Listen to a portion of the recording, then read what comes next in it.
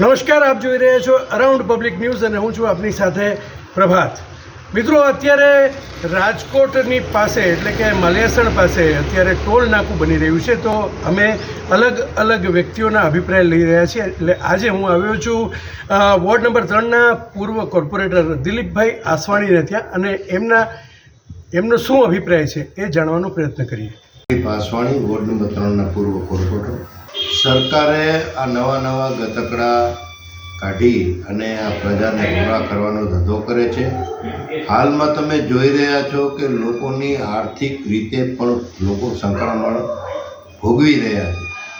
જ્યારે રાજકોટમાં જ આ વિસ્તાર આવતો હોય અને અહીંથી કુવાડવા જવું હોય, નવાગામ વેપારીઓને જવું હોય, કોઈ માલની ખરીદી કરવી હોય તો નાના વેપારીઓ પણ આમાં દંડાઈ જશે આ ટોલ નાકામાં. અને બીજું ટ્રાફિકની સમસ્યા થશે, એ ઉપરાંત વધારે બોનસમાં આવનારા દિવસોમાં પ્રજાને કઈ રીતે ગુમરાહ કરવું, કઈ રીતે પરેશાની પ્રજા વેઠવે, આ સરકારનું એક માનસિક સોચ થઈ ગઈ છે.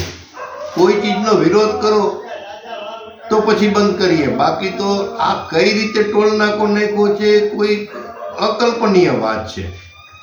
આનો તો ખરેખર લોકોને રોડ ઉપર ઉતરીને વિરોધ કરવો જોઈએ કે આવનારા દિવસોમાં આ ટોલ નાકો એટલો બધો નડશે કે નાનો સામાન્ય વેપારીથી લઈને મોટો વેપારી પોતાના કામ ધંધામાં આ ટોલ નાકામાંથી જ નવરો નહીં રહે.